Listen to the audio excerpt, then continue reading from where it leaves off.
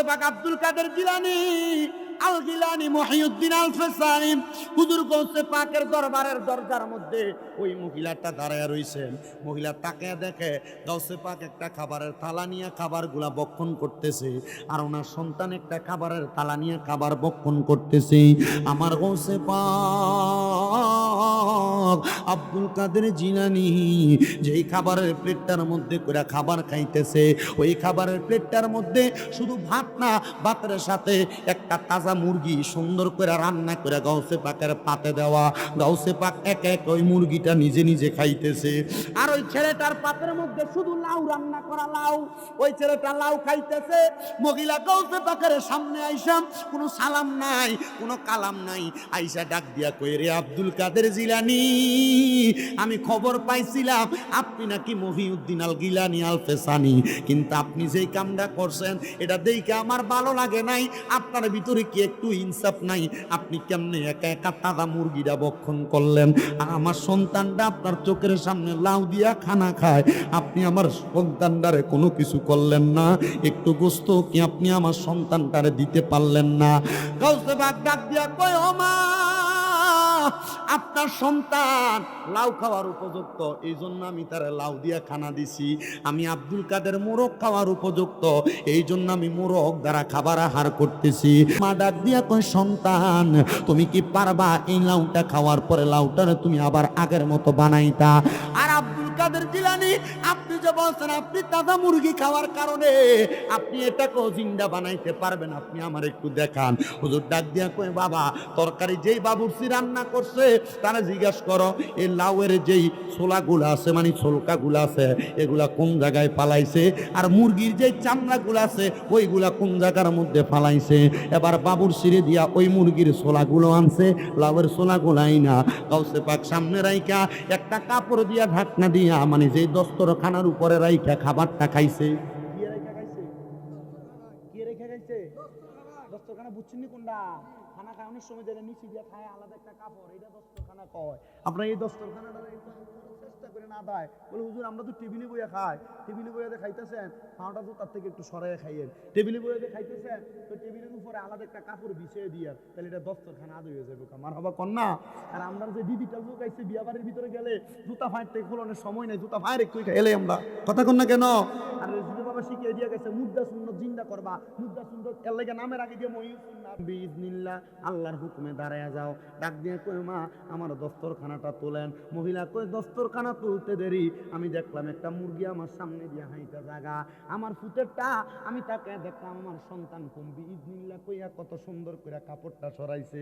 আমি দেখলাম আমার পুতের চাদরের নিচে কত সুন্দর একটা তাজা লাউ দেখা যায়। আমি কইলাম, আব্দুল কাদের জিলানী, আপনার কদমের মধ্যে আমি হাতটা রাখলাম, আমি বুঝতে পারি নাই আল্লাহর ওলির কুদরতের খেলা। এই করে গেলে নবীরে মুখ দেখাইতে পারতা না, আর বউ যদি সারো বউয়ের কোনো অভাব হবে না। কয় হুজুর তাহলে আমার নবী দরকার, আমার বউ দরকার নাই।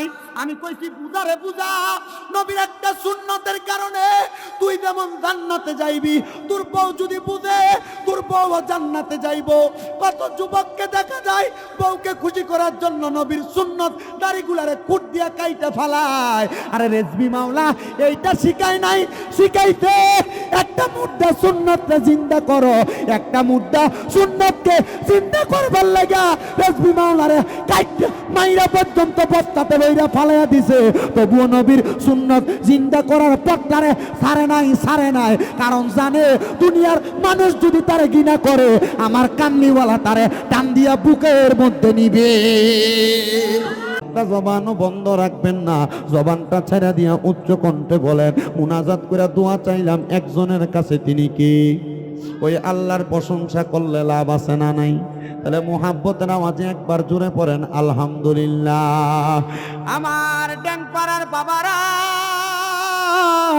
ও পর্দার অন্তরালের মা, গভীর মনোযোগ দিয়ে আবার বয়ানটা শ্রবণ করবেন। আমি আপনাদের কাছে আল্লাহ তাআলার কোরআনুল কারীমে সূরা তাকাসুরের শেষ আয়াত আমি আপনাদের কাছে তেলাওয়াত করেছি। আমার আল্লাহ তাআলা কোরআনুল কারীমের মধ্যে কত সুন্দর করে বলতেছেন, আপনারাও পড়েন, আউযু বিল্লাহি মিনাশ শাইতানির রাজীম, বিসমিল্লাহ বিসমিল্লাহির রহমানির রহিম সুম্মা লাতুসআলুন্না ইয়াওমাইযিন আনিন নাঈম। আপনারা জবানটা খুলা কোন ঘোষণা যিনি করছে তিনার নাম কি? আমার আল্লাহ ডাক দিয়া কয়, জগতের মানুষেরা নিশ্চয় নিশ্চয় তোমাদেরকে আমার আল্লাহ তাআলার নিয়ামত রাজি সম্পর্কে অতি সত্বর জিজ্ঞাসিত করা হবে, প্রশ্ন করা হবে। মুসলমান,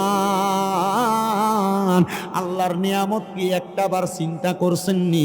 আমার আলা হযরত ইমামে এশকে মুহাব্বত ইমাম আহমদ রেজা খান পাদেলে বেরলভী ওনার তাফসিরে কানজুল ঈমান নুরুল ইরফানের মধ্যে এই আয়াতের তাফসির করতেছে। 9 নাম্বার হাসিয়ার মধ্যে লিখতেছে, আমার আল্লাহ তাআলার নিয়ামতের মধ্যে 1 নাম্বার নিয়ামত হইল, হে বান্দা তোমার সুস্থ জীবনটা হলো 1 নাম্বার নিয়ামত। 2 নাম্বার নিয়ামত হইল আমার আল্লাহ তোমার যত সম্পদ দিছে এই নিয়ামত। 3 নাম্বার নিয়ামত হইল তোমার আত্মীয় স্বজন যারা আছে তারা তোমার জন্য নিয়ামত। আল্লাহ কয়, বান্দারে তোমার এই সবগুলা নিয়ামতের মধ্যে সর্বশ্রেষ্ঠ নিয়ামত ওই নিয়ামতটা হইল তোমার নেককার একটা সন্তান। ও আল্লাহ, নেককার সন্তানরে কেন আপনি নিয়ামত ঘোষণা করলেন? আল্লাহ কয়, বান্দা নিয়ামত বলার কারণ হইল একটা মা বাবা দুনিয়ার জমিনের ভিতরে যদি সম্পদ কামাই করে, সম্পদগুলা দুনিয়াতে রাইখা চইলা যায়। একটা মা বাবা দুনিয়াতে যদি বাড়ি গাড়ি করে, বাড়ি গাড়িগুলা দুনিয়াতে রাইখা চইলা যায়।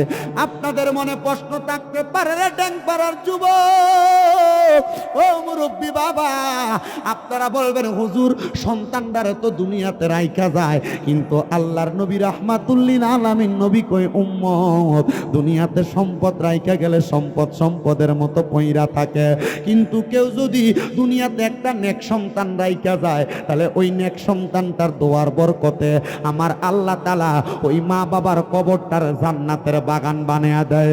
তিরমিজি শরীফের একটা হাদিস শরীফ পড়লাম, আমার নবী কই, উম্মত, ও উম্মতের দল, কোন মা বাবা ইন্তেকাল করার পরে কোন সন্তান যদি জুমার দিনে জুমার নামাজের পরবর্তী সময় তার মা বাবার কবরের সামনে দাঁড়ায়া রব্বির হামহুমা কামা রব্বায়ানি সগীরা বইলা আমার আল্লাহর কাছে চোখের মণিকোটার মধ্যে একটা মাছির মাথা পরিমাণ পানি চাইরা দিয়া কান্না করে, ওই পানিটা মাটিতে পড়ার আগে আমার আল্লাহ তাআলা তার মা বাবার জীবনের গুনাহ মাফ করে দেয়।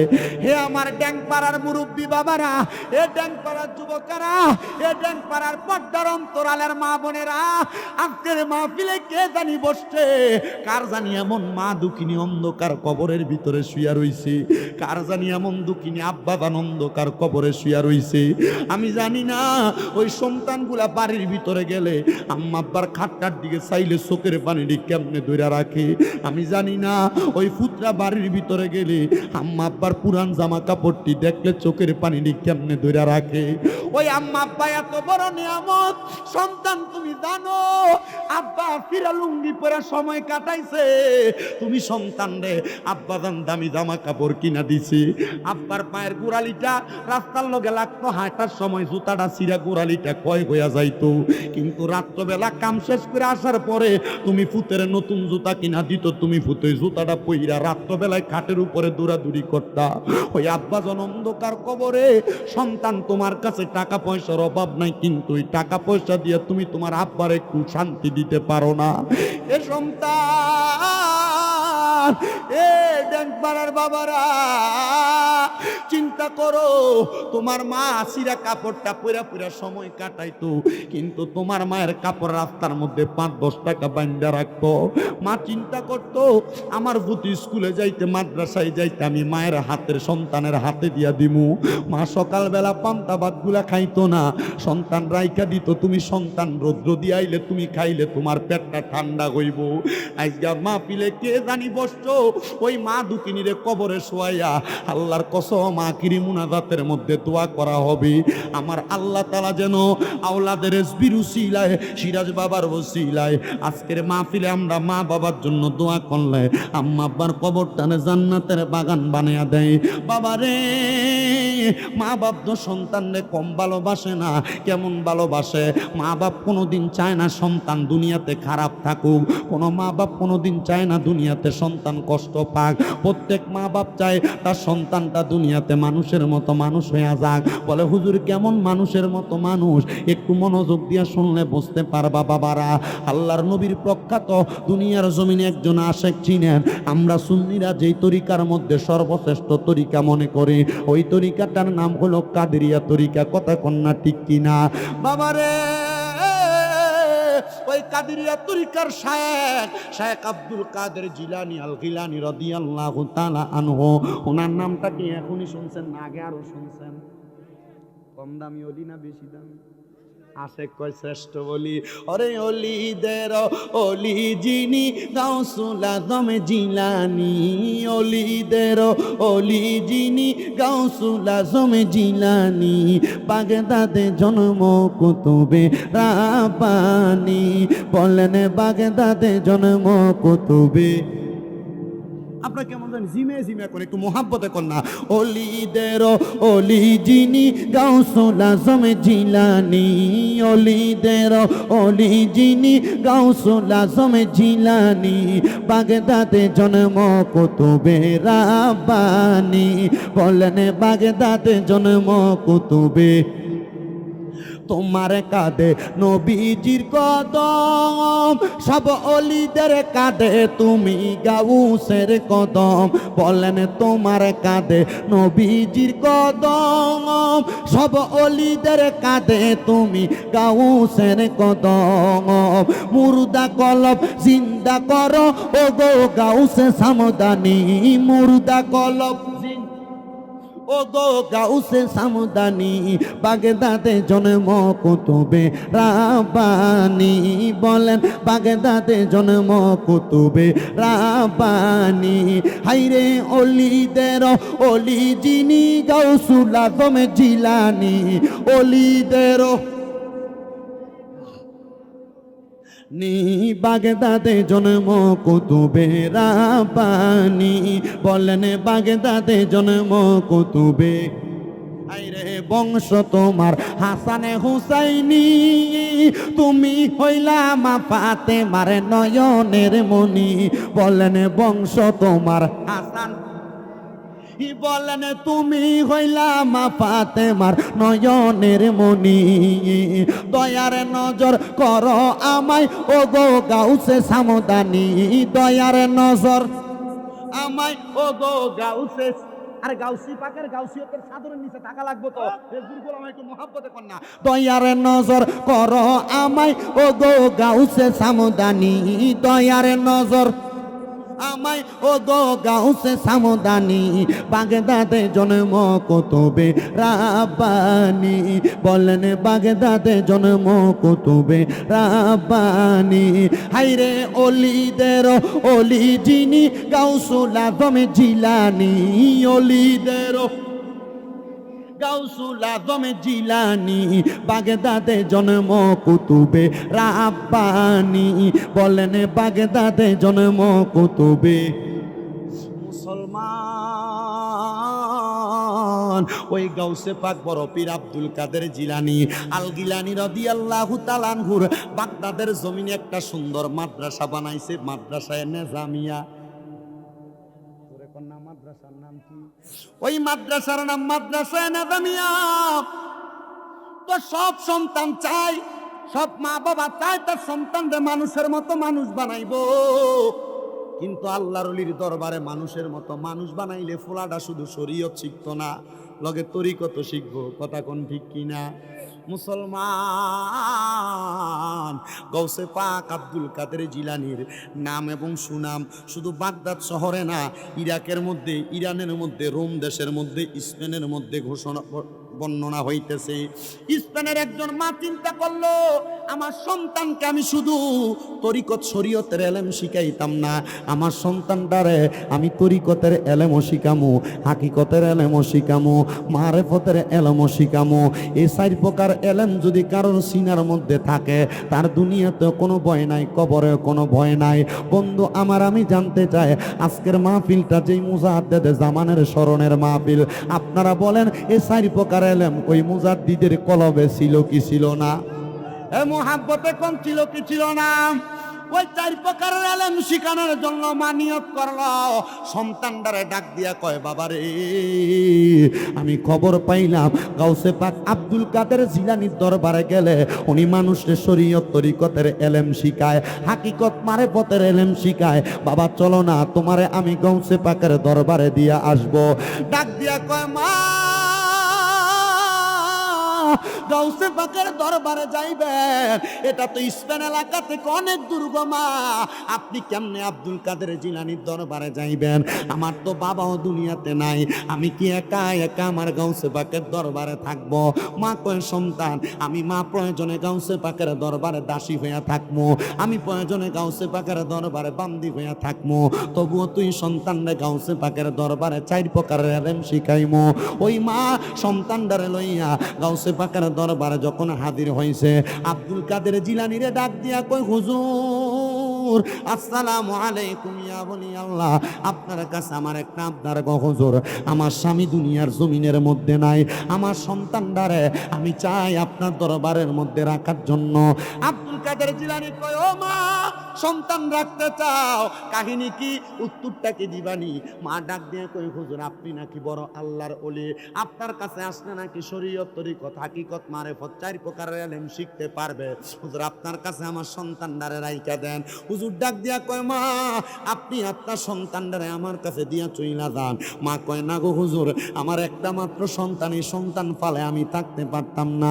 গাউসে পাক কয়, মা মাত্র 3 মাস পরে আমার কাছে আসবেন, 3 মাস পরে আসলে আপনি আপনার সন্তানটারে আবার দেখতে পারবেন। মা কয়, হুজুর 3 মিনিটও তো থাকতে পারতাম না, তাহলে 3 মাস পরে কেমনে আসবো? আমি কিন্তু আপনাদের দোয়ার বরকতে কুমিল্লাতে 6টা মাদ্রাসা চালাই, আপনাদের দোয়ার বরকত আমি গুনাহগারের কুমিল্লাতে 6টা মাদ্রাসা চলে। আমার মাদ্রাসায় কোনো ছাত্র ভর্তি করাইলে আমিও কিন্তু গাউসে পাকের মতো করে তারার একটা আদেশ করি, কমপক্ষে 3 মাস পোলারে ছুটিতে বাড়িতে নিতে পারতেন না, কারণ 3 মাস একটা পোলা মাদ্রাসায় থাকলে এমনি মাদ্রাসায় মন টিকা যাইব গা। গাউসে পাক কয়, মা আপনি আপনার ছেলেটারে 3 মাস দেখতে আসতে পারবেন না। মা কয়, হুজুর যদিও কষ্ট হয়, এলেম অর্জন করানোর জন্য আমি মাইটা মানতাম রাজি। মা কান্দে, সন্তানটারে গাউসে পাকের দরবারে দিয়া মাটা এবার চইলা যায়। এবার ওই মা যখন দূরে যায়, সন্তান মায়ের পেছনে তাকে তাকে কান্দে। গাউসে পাক হুজুর আব্দুল কাদের জিলানী সন্তানটার ওনার কাছে আইনা সুন্দর করে বুঝায়া মাকে বিদায় করে দিছে। ওই মা জননী গাউসে পাকের দরবার থেকে যখন চইলা যায়, গাউসে পাকের দরবারে ওই মা আর আসেন না। ওই সন্তান গাউসে পাকের দরবারে খেদমতে এমনভাবে নিজের জীবনটারে বিলাইয়া দিছে, বিলাইতে বিলাইতে সন্তান কয়, আমি গাউসে পাকের দরবারে এলেম চর্চা করা লাগে নাই, গাউসে পাকের নুরানি জবান দিয়া যা বলছে তা আমার সিনার মধ্যে আটকে যায়, গাউসে পাক যা বলে তার কথাগুলো আমার সিনার মধ্যে আটকে যায়। ও বন্ধুরে, রেজবি হুজুর কেবলার লগে যে পাগলরা ঘুরছে এরা জানে, এরা জিগাইবা হুজুরের সাথে চললে, হুজুরের লগে ফিরলে, হুজুর মুখ দিয়া যেই কথাটা বলতো এটা ইমানের একটা চেতনা হিসেবে ভিতরে ভিতরে গাইটটা নিত। খেজুর কাটা আপনার পায়ের ভিতরে যদি গাইটটা যায়, বাইর করে ফেললে ব্যথা থাকবে। রেজবি হুজুর কেবলার ইমানের চেতনা যার ভিতরে আছে, এই ব্যক্তি দুনিয়ার যেই প্রান্তে থাক না কেন, ইমান ব্যস্ত না, ইমান ব্যস্ত না, ইমান ব্যস্ত না। ওই গাউসে পাকের পাগল ওই ছেলে ডাক দিয়া কয়, বয়স মাত্র 8 বছর, আমার মা আমারে গাউসে পাকের দরবারে দিয়া চইলা গেছে, আমার মার একটু মায়া লাগছে না। তবে আমি মনে মনে চিন্তা করলাম, গাউসে পাকের দরবারে মাত্র 3 মাস থাকা অবস্থায় গাউসে পাক আব্দুল কাদের জিলানীর দরবারে মা লাগবে না, বাবা লাগবে না, মা বাপ যদিও দূরে থাকে, আমি যদি এই এলেমগুলা সিনার মধ্যে লইয়া দুনিয়ার জমিনে থাকতে পারি, আমি আমার মা বাপ যেখানে থাকুক দোয়া করার কারণে আমার আল্লাহ তাআলা আমার মা বাপরে মাফ করে দিব, আমার আল্লাহ তাআলারে আমার মা বাপরে ভালো রাখবো। ওই ছেলেটা এই কথা বলতে বলতে 1 দিন 2 দিন 3 দিন 4 দিন করতে করতে গাউসে পাকের দরবারে 3 মাস পর্যন্ত সময় কাটাইছে। 3 মাসের মাথায় ছেলেটার মাটা গাউসে পাকের দরবারে হাজির হয়ে গেছে। গাউসে পাক আব্দুল কাদের জিলানী এই জায়গায় বসা, ওনার পাশের জায়গার মধ্যে ওই ছোট ছেলেটা বসা, গাউসে পাকের সামনে একটা খাবারের থালা, ছোট ছেলেটার সামনে একটা খাবারের থালা। জোরে কইতেন না বাবা মারহাবা, জোরে কোন না মারহাবা। গাউসে পাক আব্দুল কাদের জিলানী আল গিলানী মহিউদ্দিন আল ফেসানি হুজুর গৌসে পাকের দরবারের দরজার মধ্যে ওই মহিলাটা দাঁড়ায় রইছেন। মহিলা তাকে দেখে গৌসে পাক একটা খাবারের থালা নিয়ে খাবারগুলা বক্ষণ করতেছে, আর ওনার সন্তান একটা খাবারের থালা নিয়ে খাবার বক্ষণ করতেছে।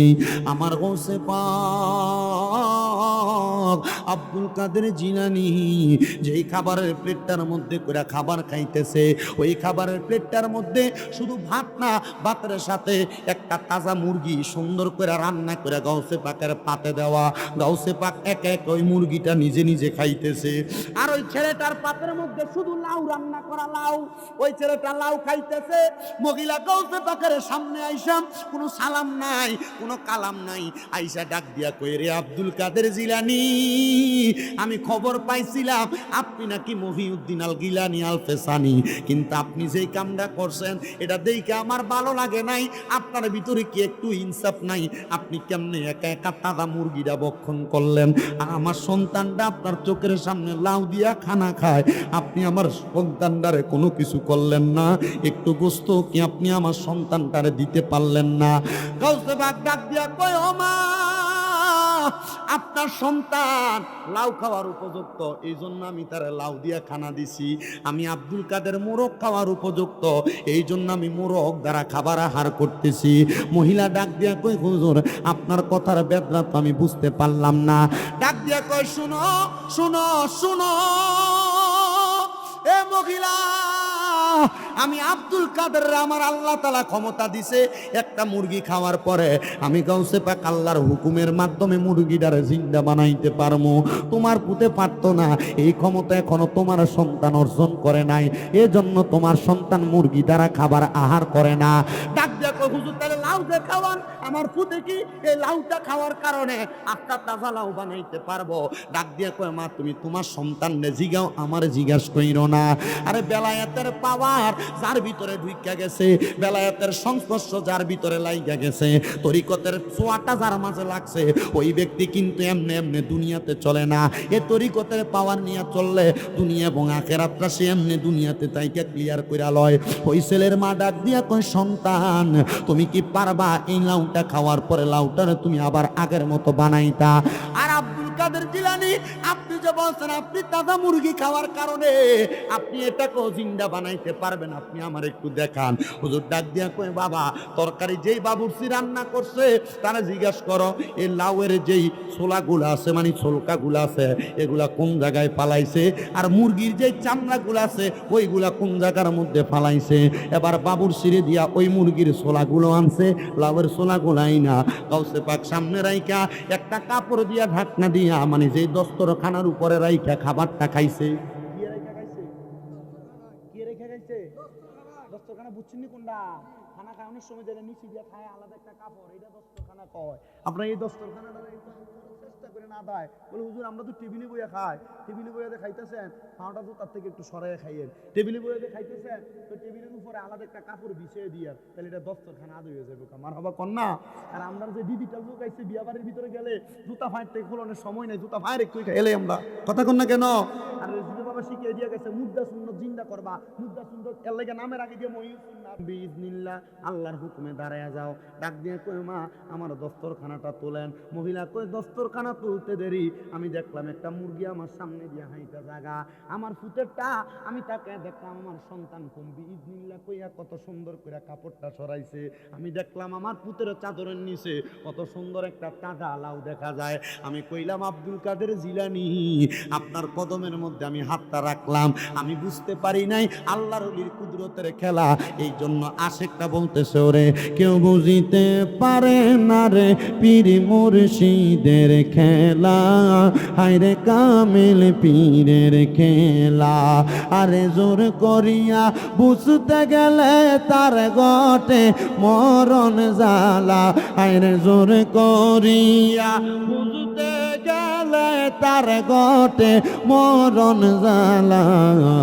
কেউ বুঝিতে পারে না রে ওলি আল্লাহর খেলা, হায়রে ওলি আল্লাহর খেলা।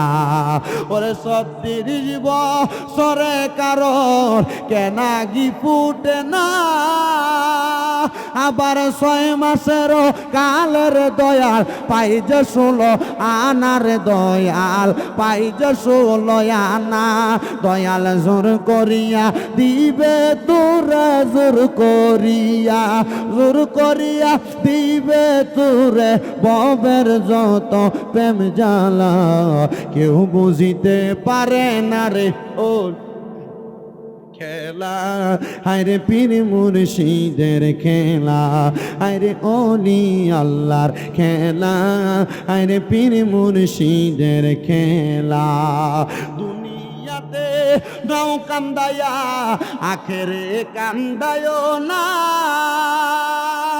আবার ওলি আল্লাহর গোলাম না বানাইয়া মতের ডাক দিও না রে দয়াল আজরাইল পাঠাইও না আরে যদি থাকে পীর কদমে যদি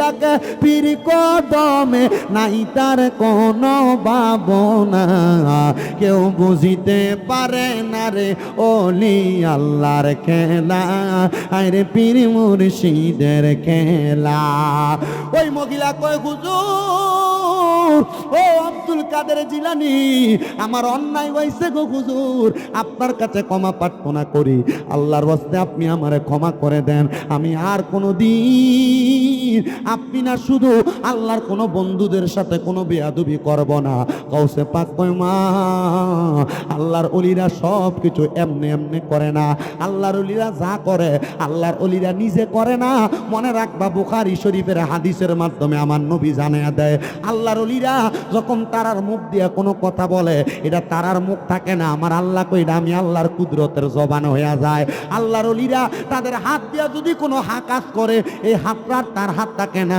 আল্লাহ কই এটা আমি আল্লাহর কুদরতের হাত হয়ে যায় আল্লাহর ওলিরা তাদের চোখ দিয়ে যদি কোনো কিছু করে আমার আল্লাহর নবী ডাক দিয়া কয় এটা আর তার চোখ থাকে না এটা স্বয়ং আমার আল্লাহর কুদরতের চোখ হয়ে যায় আমার এই ডাংপাড়ার বাবারা ও পর্দার অন্তরালের মা মহিলাটারে গাউসে পাক কয় মা তোমার ফুটটারে তুমি কেন আমার দরবারে পড়াইবা মহিলা কই হুজুর আমার সন্তান যদি এই সাইর এলেমের ধনী হয় আপনি গাউসে পাকের বরকতে আমার আল্লাহ তাআলা আমার কবরটারে জান্নাত বানিয়ে দিব ডাক দিয়া কয় মা আপনার সন্তান রে আর আমার কাছে পড়ানো লাগবে না আপনি নিয়ে যাইতে পারেন মহিলা কয় হুজুর আমার সাথে রাগ কইরানি গাউসে পাক আপনি আমারে ফিরিয়ে দেন ফিরিয়ে দিয়েন না আমি জানি আল্লাহর ওলিদের সাথে বেয়াদবি করলে আমার আল্লাহ তাআলা তার সাথে যুদ্ধের ঘোষণা করে হুজুর আপনি আমার এখান থেকে ফিরিয়ে দিয়েন না আমি আপনার কাছে থাকতে চাই আমি দেখছি কত মানুষ রেজবি মাওলার সাথে বেয়াদবি কইরা ক্ষমা চাইতে গেছে ক্ষমা পাইছে না আবার কত মানুষ রেজবি মাওলার পেছনে পেছনে ছিল ওই মানুষগুলা দুনিয়ার জমিনের মধ্যে এমনি এমনি মানুষ হয় নাই তাদের টাকার অভাব নাই পয়সার অভাব নাই ধন দৌলতের অভাব নাই কারণটা কি জানো নি রে বাবা না এটার কারণ হইল রেজবি মাওলার একটা নুরানি নজর রেজবি মাওলার ইমানি পাওয়ারের একটা নজর ছিল আমি শামীম রেজার বয়স যখন মাত্র 9 বছর বয়স 9 বছর বয়সে কুমিল্লা শহরের মধ্যে বুদুর পুকুর পার একটা এলাকা যে এলাকার মধ্যে আমার একজন খালুর বাড়ির মধ্যে রেজবি মাওলা যাইতেন আমি একদিন মাথার মধ্যে সবুজ একটা পাগড়ি লাগাইয়া রেজবি মাওলা ডান হাতটারে ওনার ডান গালের সাথে লাগিয়ে শুয়ে রইছে উনি ওই জায়গার মধ্যে যখন শুয়ে রইছে আমি ওনার দেখার বার লাগে ওই জায়গার ভিতরে ঘরের মধ্যে প্রবেশ করছি হুজুর আমার দিকে সামনে ডাক দিয়া কয় পাগলা কোন ক্লাসে পড়ো কোন জমাতে পড়ো কোন জমাতে পড়ো ক্লাস তো কইতো না জমাত কোন জমাতে পড়ো আমি কইলাম হুজুর মাত্র মাদ্রাসার ভিতরে ক্লাস 4 এ পড়তেছি সামনে ডাক দিয়াই না আমার পাঞ্জাবির বুকটা খুইলা রেজবি মাওলা আমার বুকটার ভিতরে এমনি একটা থাপ্পড় দিয়া দিছে আমি ওই সময় তার তরিকতের কোনো কিছু বালা কইরা বুঝি না আমার মনে একটা কষ্ট গেছে দেখছো নি বেটা ফিসাব মানুষ আমার বুকটার ভিতরে একটা থাপড় দিছে আমি যখন আমার নানার কাছে যাই কইছি না না আমি গেছি হুজুর বেটার লগে দেখা করবার লাগা হুজুর বেটা আমার বুকের ভিতরে জোরে একটা থাপড় দিছে কয় পাগলা কাম লাগিয়া গেছে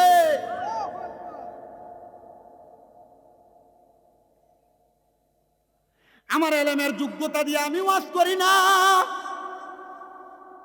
আপনাদের দুয়ার বরকতে এই ওয়াজ মাহফিল করতে করতে কুমিল্লা 6টা মাদ্রাসা আমার চলে আপনাদের দুয়ার বরকতে আউলিয়া কেরামের নেক নজর সোহবতের কারণে আমার অনেক বক্তবিন্দু দেশ বিদেশের বিভিন্ন জায়গায় আজকে আপনাদের মাহফিলে আসার সময় ব্রাহ্মণবাড়িয়া যখন ক্রস করে আমার একটা ছেলে ফোন দিয়া কই হুজুর আপনি এক ওয়াজের ভিতরে বলছেন নবীর সুন্নত জিন্দা করলে নবীরে কবরে পাওয়া যাবে। হুজুর আমার মুখের ভিতরে শরীরের ভিতরে সুন্নত বলতে আমি এক নাম্বার আমার দাড়িটা যাচাই করলাম। হুজুর আমার দাড়ি রাখার কারণে আজকে 3 দিন হয় আমার বউ আমার তালাক লেটার মানে ডিভোর্স লেটার পাঠাইছে। হুজুর আপনি বলেন আমি কি এখন দাড়ি কাটতাম? আমার বউ কইছে দাড়ি যদি কাটি তাহলে আমার সংসার করব। হুজুর আপনি বলেন আমি কি আমার বউ রাখতাম নাকি আমি আমার দাড়ি ফালাইতাম?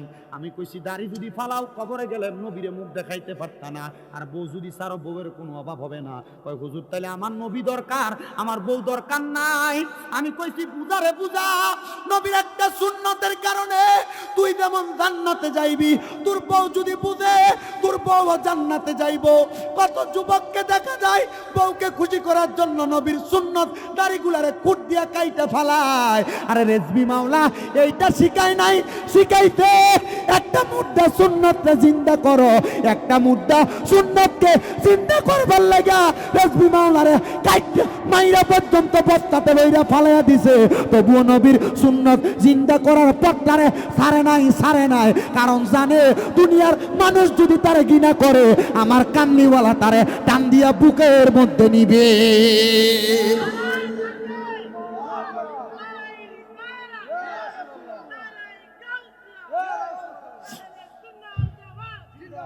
মুর্শিদ তোমার আত্মাতে মিশাইয়াতা কইতাম কত প্রেমের কথা গো, এখন কার কাছে কই মনের কথা রেজবি কেউ নাই আমার আপনা আগে জানি না তুমি এমন করে ছেড়ে যাইবার রেজবি আগে জানি না। হায় রে একটি বাসায় দুইটি পাখি কত যে আনন্দে থাকি গো, এখন তুমি কোথায় আমি কোথায় রেজবি কেউ নাই আমার আপনা, এখন তুমি কোথায় আমি কোথায় রেজবি কেউ নাই আমার আপনা আগে জানি না তুমি এমন করে ছেড়ে যাইবার রেজবি আগে জানি না।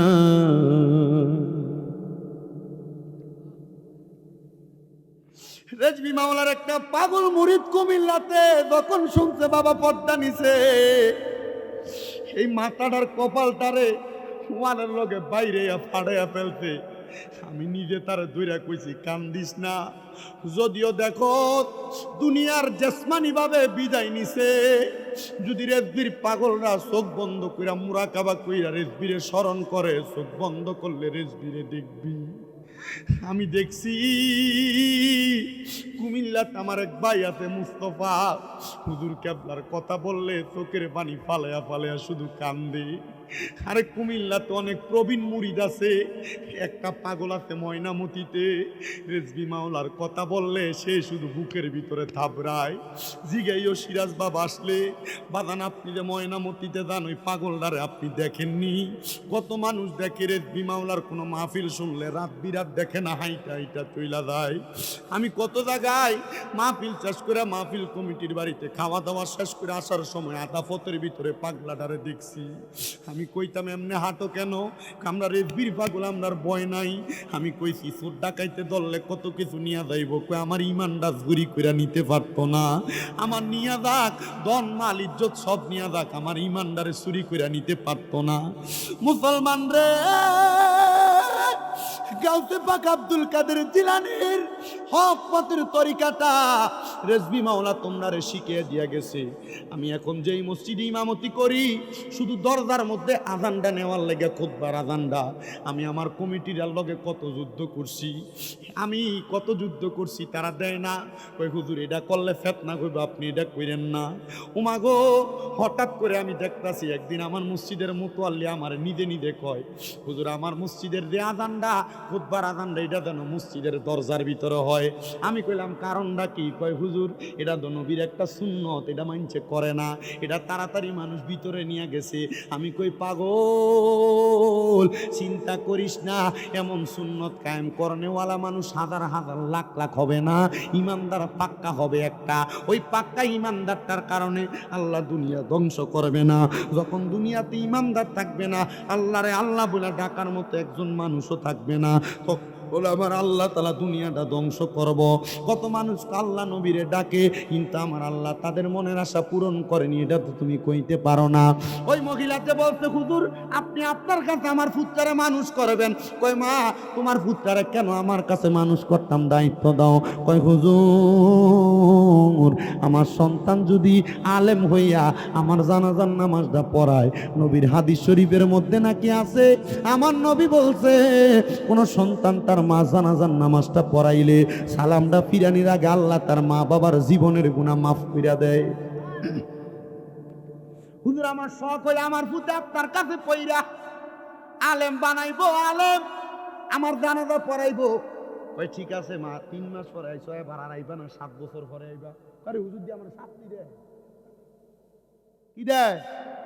আপনি মনে করছেন খালি বায়াত হয়ে গেলে শেষ কাম? তরিকতের সাধনা নাই? আমরা তো এমনি হুদা তরিকত গ্রহণ করে আমরা বুড়ি, আর কি নামের মুড়ি। আপনার কষ্ট হইতেছে? এই আমান ভাই, আমার যদি আরে অল্প একটু দেরি অসুবিধা হইব, ও মাত্র 11:51 বাজে, তো মাইক ধরছি মোটামুটি প্রায় 2 ঘন্টার কাছে হয়ে গেছে। কিতে টাইম কেমনে যাই গিয়া? আলহামদুলিল্লাহ। কন না হুজুর কেবলার জন্য কষ্ট নয়, হুজুরে জিজ্ঞেন যে হুজুর আপনি কোন সময় আইবেন, হুজুরে যে টাইমটা কইব এই টাইমের আগে আমি ওয়াজ গোছাইলাম ইনশাআল্লাহ। আল্লাহ কবুল করুক, জোরে কোন আমিন। সবাই মোহাব্বতে একটু দুরূদ শরীফ পড়েন। আল্লাহ ও মা সাল্লে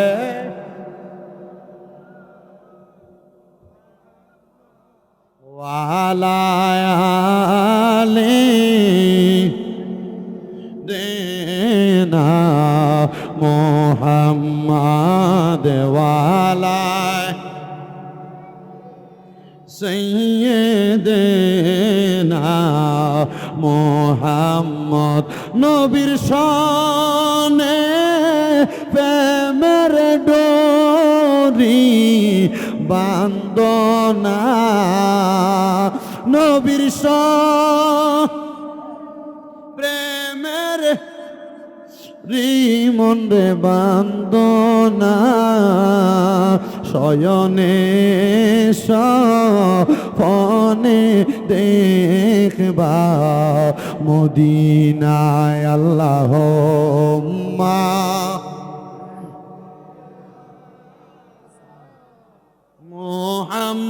মুহাম্মাদ ওয়ালা সাইয়্যিদিনা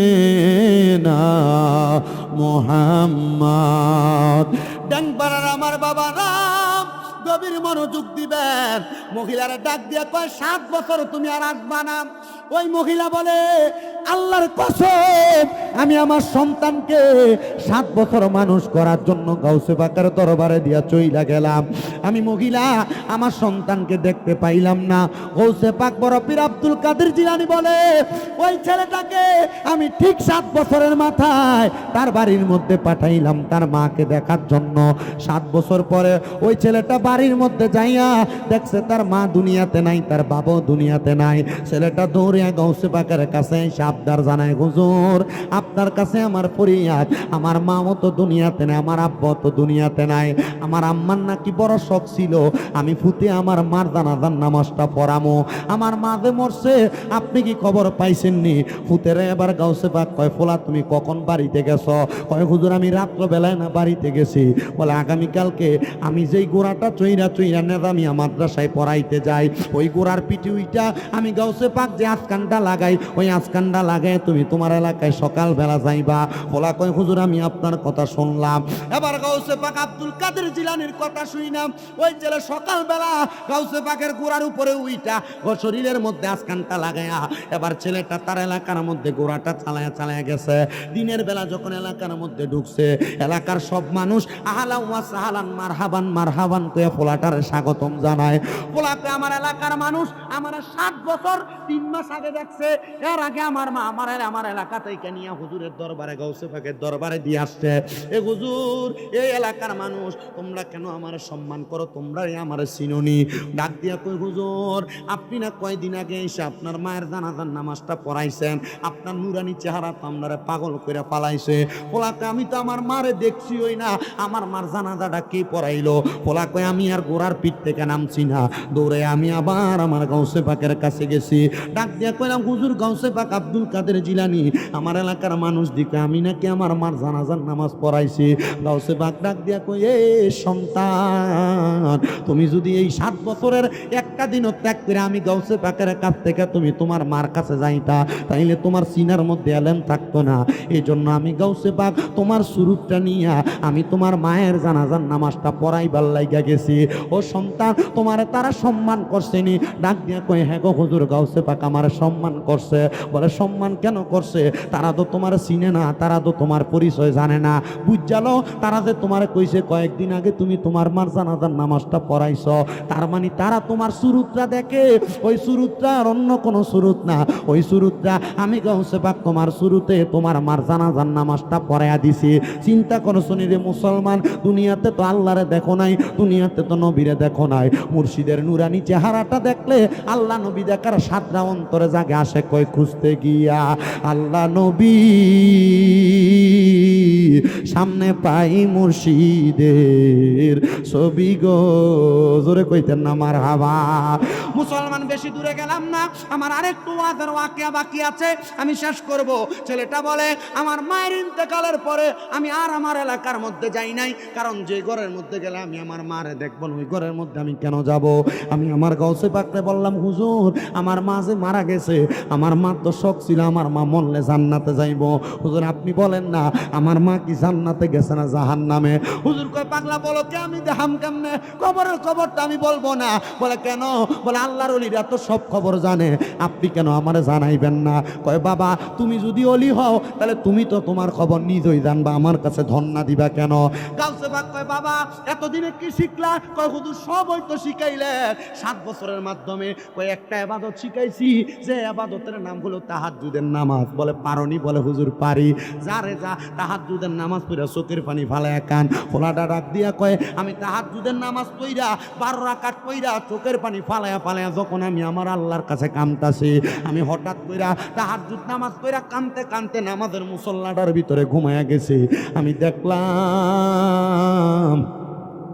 সাদা রঙের সুন্দর পোশাক পরা একটা মহিলা আইসা আমার মাথার মধ্যে হাত বুলিয়ে দেয়। আমি চোখটা খুইলা দেখলাম এটা দিয়ে আমার মারে দেখা যায়। আমি জিগাইলাম, মা গো, ও মা আপনি কেমন আছেন কবরে? সন্তান ডাক দিয়া কয়, মা কবরে আপনার কেমন অবস্থা? মা ডাক দিয়া কয়, তোর মতো একটা নেককার সন্তান থাকলে, এলেমওয়ালা সন্তান থাকলে আল্লাহ তো আমি মারে কবরে খারাপ রাখতে পারে না। ও বাবা তাইলে তুমি চিন্তা করো আমার আল্লাহ তাআলা আমি মারে কত সম্মানিত মর্যাদাবান বানাইছে। নবীর হাদিস শরীফও দেখলাম, মুসনাদে আহমদের মধ্যে হাদিস বর্ণনা, নূরের আলো দিয়া দিব আর জিজ্ঞাসা করবো হাসরবাসীরা আল্লাহ তারা কারা যাদের ঘাড়গুলো এত লম্বা, চেহারাটা এত সুন্দর, আমার আল্লাহ তাআলা জানাইয়া দিব রে এরা হইল ওই আলেমের মা বাবা। চিন্তা করছো রে মানুষ, আমার আল্লাহ চাইলে আল্লাহর নিয়ামত সবগুলা তোমার দিছে, তুমি শুধু আদায় করতে পারতেছো না। এবার বলেন আমরা সবার কাছে আল্লাহর নিয়ামত আছে না নাই?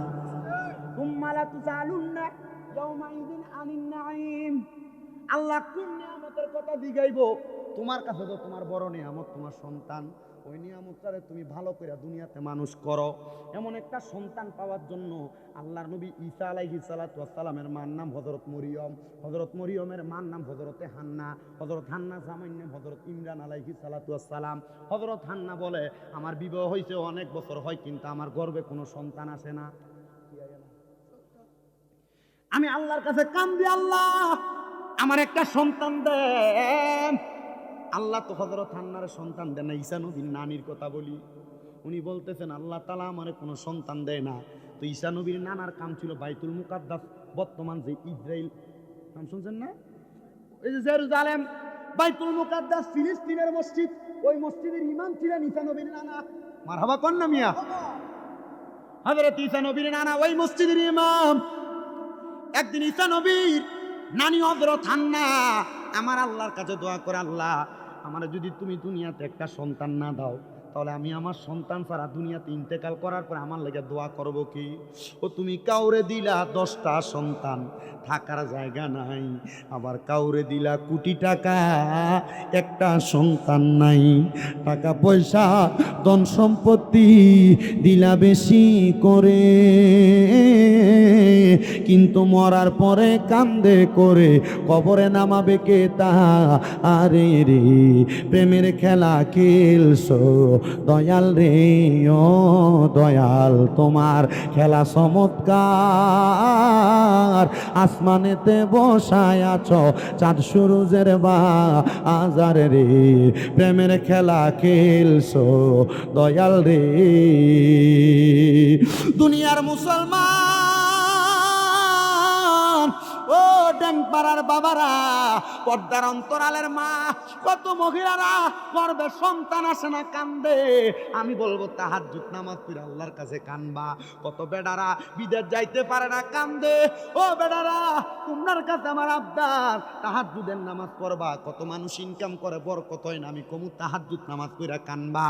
হযরতে ঈসা নবীর নানি হযরত হান্না তিনি বলেন, আমি রাত্রে গভীরে উইটা আমার আল্লাহর কাছে কান্দি। আমার আল্লাহ তাআলা খবর দিছে, ও হান্না তোমার গর্ভের মধ্যে একটা সন্তান দুনিয়াতে আগমন করব। হযরত হান্না কয়, আমি এই খবরটা পাইয়া বড় খুশি হয়ে গেলাম, কিন্তু এই খুশির খবরটা পাইয়া আমি যখন মসজিদে আকসার সামনে যাইতে লাগলাম, বাইতুল মুকাদ্দাসের সামনে, আমি খবর পাইলাম আমার স্বামী মানে ঈসা নবীর নানা ইন্তেকাল করছে। এবার হান্না কয়, ও আল্লাহ, এতদিন আমার স্বামী ছিল, সন্তান পালন করার যোগ্যতা দিছিলা, এখন আমার স্বামী নাই, আমি কেমনে আমার সন্তানটারে লালন পালন করব? কে খাওয়াইবো, কে পড়াইবো? আপনারা বলেন, রিজিক দিতে পারে একজন, তিনি কি? আল্লাহু খায়রুর রাযিকিন। আল্লাহ হইল উত্তম রিজিক দাতা, উত্তম রিজিক দাতা। এ মুসলমানের দলেরা, এ নবীর উম্মতের দলেরা, এবার হযরত হান্না বলে, আমার সন্তান দুনিয়াতে আসবে, স্বামী ইন্তেকাল করছে। যখন আমার সন্তান ইন্তেকাল করার কয়েকদিন পরে আমার সন্তান আগমন করলো। হযরত ঈসা নবীর নানি কয়, আমার সন্তানের নাম রাখলাম আমি মরিয়ম। নাম কি? ঈসা নবীর মার নাম কি? মরিয়ম। আমার সন্তান মরিয়ম আগমন করছে। আমি হযরত মরিয়মরে আমার কুলের মধ্যে নিয়া আমি চিন্তা করলাম, কে আমার সন্তানকে লালন পালন করবে? আমি হাঁটতে হাঁটতে হাঁটতে হাঁটতে বাইতুল মুকাদ্দাস মসজিদের সামনে গেলাম। বাইতুল মুকাদ্দাস মসজিদের সামনে যায়া ডাক দিলাম, ও বাইতুল মুকাদ্দাস মসজিদের ইমাম সাহেবেরা। দেখলাম আমি বাইতুল মুকাদ্দাস মসজিদের 60 জন ইমাম বাহির হয়ে আইছে। কয়জন? বড় মসজিদ তো, ইমাম ছিল 5 জন, একজন মারা গেছে, আরো 4 জন ইমাম। বাইতুল মুকাদ্দাসের 4 জন ইমামের কাছে বলতেছে, এই ইমাম সাহেবেরা, আমার মাইয়া তো দুনিয়াতে আগমন করছে, মানে বাইতুল মুকাদ্দাসের বড় ইমাম সাহেবের মাইয়া, আপনারা কেউ আসেননি আমার সন্তানটারে দত্তক নিয়ে মানে লালন পালন করবেন? ফালক নেয় না ফালক, আমার সন্তানটারে আপনারা লালন পালন করবেন। এবার সবাই রাজি হয়েছে, কারণ বড় ইমাম সাহেবের মাইয়া, আমরা লালন পালন করলে আল্লাহ তাআলা আমরা অনেক বরকত দিব। এবার ওই মরিয়ম আলাইহিস সালাতু ওয়াস সালাম রে কোলের মধ্যে নেওয়ার জন্য 4 জন দুজন কারাকারি করতেছি, এমন টাইমে আমার আল্লাহ তাআলার পক্ষ থেকে ওহী নাযিল হয়ে গেছে, এমনে তোমরা আল্লাহ তাআলার বন্ধুরে নিয়ে তোমরা টানাটানি করবা না। এই রে ইমাম সাহেবেরা, তোমরা যে দুয়াত কলম দিয়া লেখো, ওই দুয়াত কলমগুলা তো লোহার ছিল, আগা মাথাটা লোহার ছিল, ওই দুয়াতটা দিয়া তোমরা তোমাদের নদীর মধ্যে নিক্ষেপ করো। যার দুয়াত কলমটা তার দিকে ফিরে আসবে, তার কাছে মাইয়াটা লালন পালন হবে। এ চারজন ইমামের মধ্যে ঈসা নবীর খালাম্মার জামাই মানে খালু ছিলেন, উনি ওই জায়গার মধ্যে ওই কলমটারে মারছেন, 4 জনে মারছে, কিন্তু ওনার খালুর কলমটা ওনার কাছে ফিরে আসছে। উনি বলেন, আমি যেহেতু হযরত মরিয়মরে লালন পালন করব, দুনিয়ার বাড়িতে করব না, আমি আমার মরিয়মরে বাইতুল মুকাদ্দাস মসজিদের মধ্যে লালন পালন করব। বাইতুল মুকাদ্দাস মসজিদের একটা ঘরের মধ্যে ঢুকায়া উনি সুন্দরভাবে লালন পালন করে। হযরত মরিয়ম কয়, আমি যখন দুনিয়ার জমিনের মধ্যে আমার বয়স 7 বছর হয়ে গেছে, আমার এলাকার মধ্যে সবাই আমার বড় সম্মান করে, কারণ মরিয়ম এমন একজন ইমামের মাইয়া, ওনার সম্মান না করলে আমার আল্লাহ তাআলা বেজার হয়ে যাবে। হযরত মরিয়ম বলে, আমার যখন সবাই সম্মান করে, ওই বাইতুল মুকাদ্দাস এলাকার মধ্যে একটা লোক ছিল, যার নাম ছিল কাসুস। এই ব্যক্তি এলাকার মহিলাদের সাথে অপকর্ম করে বেড়াইতো। এমন লুচ্চা বেড়া ড্যাংপাড়া এলাকায় আছে না? খাইছ খুব সুন্দর দেখতে, ভালা বুড়া দেখা যায়, কিন্তু আটলে বেড়া খাইছ তো লুচ্চা খাইছ আছে না? এমন অনেক বেড়া থাকলেও কইতো না। ইচ্ছে আল্লাহ এগুলা থেকে আমরা হেফাজত করুক, জোরে কোনা আমিন। মনে রাখবেন, নবী কইছে কাল কিয়ামতের ময়দানে 3 প্রকারের ব্যক্তি আমি নবীর রহমতের ছায়া পাইতো না। এর মধ্যে 1 নম্বর হলো শায়েখু জানি, মানে বুড়া জিনাখোর। বুড়া জিনাখোর, বুড়া হয়ে গেছে, অনেক লুচ্চা বিচারছেন, এমন বেড়াইতের কথা কইছে। চিন্তা করে দেখছেন? আমার মুসলমানেরা গভীর মনোযোগ দেন। ওই কাসুস নামক লোকটা হযরত মরিয়মের ঘরের দরজায় দাঁড়াইছে। মরিয়ম বলে, আমি গোসল শেষ করে ওই দরজার মধ্যে আসছি। এবার কাসুস যখন আমার দিকে হামলা চালাইব, আমি বললাম, কাসুস, আমি জানি তুই আমার দিকে বাজে নজরে তাকাইছস, তবে আমি 2 রাকাত নামাজ পড়বো, তারপর তুই তোর কাম করবি। হযরত মরিয়ম কয়, আমি 2 রাকাত নামাজের নিয়ত বান্দা সেজদা থেকে আর মাথা উঠাই না, আমি আমার আল্লাহ তাআলার কাছে কাঁদতাছি, আল্লাহ, আমি মরিয়মের ইজ্জত যদি এই বেড়া শেষ করে, তাহলে তুমি আল্লাহ তাআলার কাছে আমার সবচাইতে বড় বিচার এটাই থাকবে। আল্লাহ তাআলার বান্দি হযরত মরিয়ম যখন 2 রাকাত নামাজ পড়ছে, ওই কাসুস নামক ব্যক্তিটা মরিয়মের দিকে যখন ফিরছে, আমার আল্লাহ আদেশ করে আসমান থেকে, মরিয়ম, কাসুসের দিকে অন্য কোনো কিছু করা লাগবে না, শুধু তোমার মুখ দিয়া একটা ফু দাও। হযরত মরিয়ম কয়, আমি 2 রাকাত নামাজ পড়া ওই দিকে একটা ফু দিছি, ফুটা মারতে দেরি আমি দেখলাম কাসুস নামক ব্যক্তিটা আমার দরজার কেবারগুলার মধ্যে ধরা ছিল। দরজার যেই সাইডগুলা কি কয়, চৌকাটের মধ্যে ধরা ছিল। আমি দেখলাম চৌকাটগুলা সিরা, ওই ব্যক্তিটা ওয়ালের সঙ্গে ধাক্কা লাগিয়ে মাথা ফাইটে ইন্তেকাল করছি। এমন টাইমে জিব্রাইল আমিন আমি মরিয়মের ঘরের সামনে আইসা গেছে। জিব্রাইল আমার ঘরের সামনে কই, মরিয়ম, চিন্তা কইরো না, আমার আল্লাহ তোমার সাথে আছে, জোরে কোন সুবহানাল্লাহ।